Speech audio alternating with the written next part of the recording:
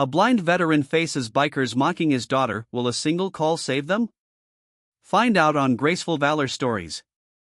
James Wyatt, a blind Vietnam veteran, sits quietly on the same bench every Wednesday, unseen by the town he once helped build. His daughter Ellie works at the hardware store he founded, now stripped of his name. When a group of young bikers mocks him in public, Ellie makes one call, not to the police, not to her boss, but to a forgotten brotherhood that doesn't answer with words. If stories like this matter to you, the quiet ones, the real ones, hit subscribe and stay with us on Graceful Valor Stories. The bench outside Clancy's hardware was faded from too many summers, paint peeling, legs uneven, but every Wednesday at 3, James Wyatt sat on it like clockwork. He wore the same weathered brown jacket every time, a 101st Airborne patch barely visible on the shoulder and a black baseball cap pulled low over his eyes. The sunglasses weren't for style, he hadn't seen daylight in 14 years. Inside, his daughter Ellie was sorting through receipt rolls behind the front counter. She glanced at the clock, 3:04, right on time. Her father liked the sounds out there, kids running past, birds, the crack of the flagpole rope as it slapped the pole in the wind. It wasn't about watching the world anymore, it was about feeling like he was still part of it. He didn't speak much,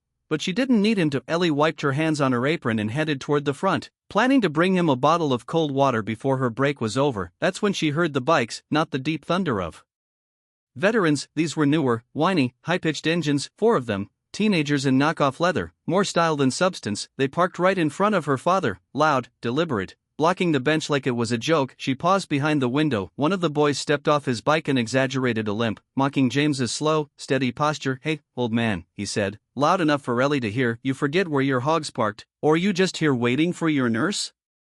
The others laughed. James said nothing, he didn't even shift. The second boy reached into his jacket and pulled out a pair of sunglasses. He held them up. "Yo, you want a matching pair, Grandpa?" he said. "These got actual lenses, though." The third kid took it further. He opened a bottle of soda, shook it hard, and walked like he was going to spray it near James's boots. That's when Ellie stepped through the door. "Put it down," she said, calm, but sharp. Right now all 4 turned. She wasn't tall, but there was steel in her voice. The soda kid blinked. "Relax, lady, we're just..." "No," Ellie cut him off. "You're not just anything. That man built this town, that bench you're crowding. He put it there. You don't talk to him, you don't get near him, and you definitely don't mock him. Is that your dad or something?" The first one said, looking amused. "Yes," she replied, "and he can't see you, but I can, so either you back off or I call someone who will." The one with the soda sneered. "Call who? Your manager?" Ellie didn't answer, but inside her pocket, her thumb hovered over a number. She hadn't dialed it in 3 years. The kids didn't move. One of them stepped forward, chin cocked. "We're not scared of your daddy, sweetheart. He going to hit us with his cane?" The soda kid chuckled and popped the bottle cap. Ellie didn't flinch, but behind her, James slowly lifted his head. His face was calm, but his jaw had clenched. Ellie kept her eyes on the boy's hand. "You spray that soda," she said quietly, "and you're going to have more problems than a cleaning bill." The boy hesitated. Inside the store, a few customers were peeking through the window. No one stepped outside, not Rick, not anyone. That's when one of the boys made the mistake of laughing loud and slow, like he was performing for an audience. "Man," he said, "you small-town people really think that guy matters? Look at him, probably hasn't seen daylight since Nam." Ellie felt something snap. She took one step forward, not fast, not loud, just enough. She didn't raise her voice, didn't threaten. She just said, "You ever heard of Task Force Greenlight?" That froze them, not because they knew what it meant, but because of the way she said it, calm, cold. "Didn't think so," she continued. "You wouldn't, because real warriors don't brag, they vanish, they build, they end wars quietly. That man," she gestured to her father, still seated, still silent, "he commanded 12 of them from Cambodia to Kabul, and the last guy who disrespected him didn't get a lecture." Her thumb pressed the call. 1 ring, 2, then Colonel Breener. She didn't wait. "Sir, this is Ellie Wyatt, I need your help." A pause, then a voice like gravel replied, "Where?" She gave the address. No more words. She hung up. The bikers stood there shifting now. Something had changed, they could feel it, even if they didn't know what it was. James Wyatt hadn't moved, but a faint smile tugged at the corner of his mouth, like he remembered something or someone. Ellie walked back inside, her hands steady again. Whatever was coming, it had already been set in motion. Who will answer Ellie's desperate call? Stay tuned on Graceful Valor Stories. The boys didn't leave. They hung around, leaning against their bikes like they owned the sidewalk. They didn't laugh as much now. Something about the way Ellie had spoken and that phone call had rattled them, even if they didn't want to admit it. Rick came to the doorway, arms crossed. "Ellie," he called loud enough for the bystanders to hear, "you trying to start trouble?"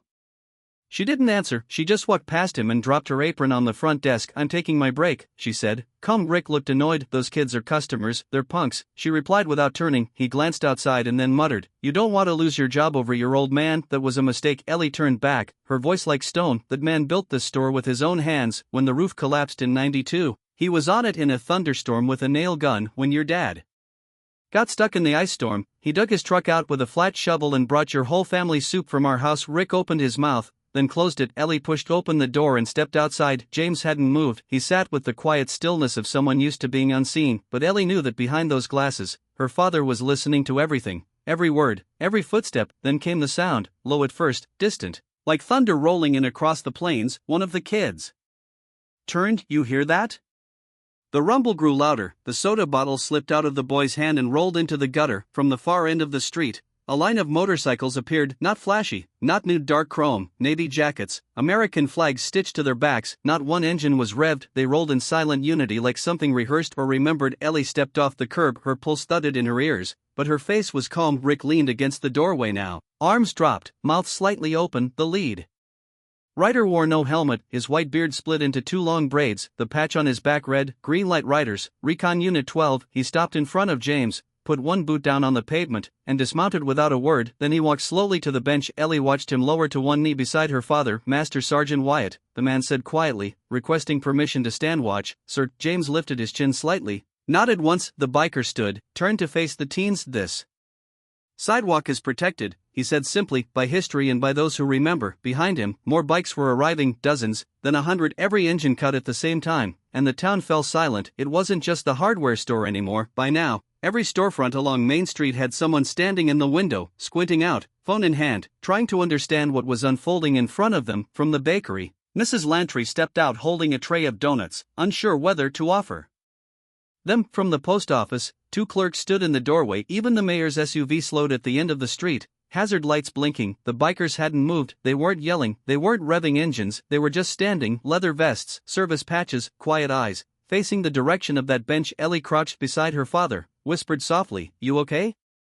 James nodded once. His face didn't move much. It never did, but she saw it. The tightness in his jaw had faded. The white-bearded biker turned to Ellie now. You don't remember me, he said gently, but I remember you. I carried your dad out of a ravine in Laos, 1971. He'd taken shrapnel to the chest and still got 3 of us to the evac point. Ellie stared wide-eyed. My name's Cole, he said. I was just a kid then, but he was already a legend. She looked at her father. You never told me that, she whispered. James gave a soft shrug. Didn't need to. Cole straightened, then stepped onto the bench and faced the street. My name is Staff Sergeant Coldraven, Recon 12, he said loudly. This man, Master Sergeant James Wyatt, served 26 years, led classified joint missions across 3 continents, and trained more men than this whole town holds. Some of us wouldn't be breathing without him. He pointed to the boys still frozen near their bikes. You mocked him for being old, for being blind, but you couldn't last 5 minutes in the dark he's lived in since he was 60, and you definitely wouldn't have survived what he walked through to give you the right to mock anything. One of the teens dropped his helmet. It clattered to the sidewalk. Another took a half step back. Then came another sound. Footsteps, slow, measured. A man in full military dress blues approached from the far end of the block. He wasn't riding, he was walking alone, silver eagles on his shoulders. Ellie recognized the face from her father's old photo albums. General Mason Trent, Cole said quietly. They served together in Black Echo Command. The general stopped in front of James, removed his cap, and saluted. James raised his chin slightly. Trent didn't say much. He didn't need to. He turned to the town. This man is a national hero, and for 10 years, you've walked past him like he was a ghost. That ends today. Then he looked at the teenagers. Apologize now. And one by one, they did. The boys stood stiffly in front of James. Each of them muttered a version of, I'm sorry, some sincere, some shaky, all watched closely by dozens of veterans who hadn't said a word since they arrived. James didn't speak. He didn't need to. The silence after their apologies said enough. Ellie stood beside him now, her hand resting on his shoulder. She wasn't trembling anymore. A woman with silver hair stepped forward from the second row of bikers. She wore a vest like the others, but beneath it, a pressed marine dress shirt with medals still pinned to the chest. Ma'am, she said, looking at Ellie, I'm Gunnery Sergeant Marla Hayes. I run National Veteran Outreach for the Legion Riders. Your father's name came across my desk more than once. Ellie blinked. Why? Because he saved people quietly, trained units that trained others. The ripple never stopped. She pulled out an envelope and handed it to Ellie. We'd like to offer you a position, public liaison for our North Texas division. We need people like you, people who still remember what honor looks Like Ellie opened the envelope, inside was a letter, a job offer, health benefits, full salary, veteran family support program access. She glanced down at her dad. He didn't react, just sipped the water she'd brought him earlier, but she could tell his hand wasn't trembling anymore. Behind her, Rick from the store had finally stepped out. He cleared his throat. Look, I didn't know who he was. Ellie turned to him slowly. That's the problem, she said. You didn't have to know who he was to show respect, you just had to be decent. Rick looked down, ashamed. The general turned to Ellie. Your father was one of the most respected men I ever served with, he said, but the fact that he raised a daughter like you, that tells me who he really was. Then the general did something no one expected. He looked at James and in a voice loud enough for the entire town to hear, he said, this town forgot your name, Sergeant Wyatt. So today I'm giving it back. He turned to the hardware store. As of next week, Clancy's Hardware will be renamed Wyatt and Daughter Supply Company. The VA and the Legion Riders will cover the transition, and this bench, he pointed to where James still sat, will be marked with a bronze plaque bearing your name. By the time the sun dropped below the rooftops, most of the bikers had left, not all at once, but gradually, quietly. The way they'd come, no one revved engines, no one played music, they just nodded to one another, shook James's hand, hugged Ellie, and moved on, leaving behind the kind of silence that carried weight. The last group stayed to help a local crew install the new bench plaque in honor of Master Sergeant James Wyatt, father, builder, soldier, never forgotten. Ellie stood beside it, still holding the envelope in her hand. She hadn't answered yet, not about the job, not about anything. Her father hadn't said a word either, but she could tell he was listening, not just with his ears, with everything. From the alley across the street, the mayor stepped forward sheepishly, carrying a folder. I'd like to name the block after him, the mayor said awkwardly. Veterans Way, we'll make it official. James just nodded. Then came the surprise. The teens returned, the same four who had mocked him earlier. This time they were on foot, no bikes, no bravado, just red faces and heavy steps. The leader, the one with the soda bottle, carried something in his hands. It was a framed photo. James in uniform, Vietnam, younger, strong, standing in front of a UH-1 Huey, with three other soldiers, including a very young General Trent, and a teenage Coldraven. The boy spoke barely above a whisper. I found it online, I printed it, I didn't know any of it. James didn't reach for the frame, but Ellie did. She held it up and smiled softly. You do now, she said. The boy nodded and stepped back. Later that night, as the town emptied and the streets fell quiet, Ellie helped her father stand. He gripped her arm but didn't lean much, his back was still straight. They walked slowly to the corner of Main and Union, where the new street sign had already gone up. Do you want to say anything, Dad? She asked. He paused, then said just 5 words. I was never really gone. Ellie blinked back tears. At the base of the new sign, someone had left a folded flag neatly pressed, and beside it, a small patch stitched with a hawk and lightning bolt. Task Force Greenlight. James nodded once as if confirming something to himself, then he and Ellie walked home. No cameras, no noise, just 2 shadows moving through the town that had finally remembered its quietest hero. Sometimes respect doesn't come with medals, speeches, or titles. Sometimes it just starts with one quiet voice refusing to stay silent. What will the bikers' arrival mean for James and Ellie? Discover more on Graceful Valor Stories.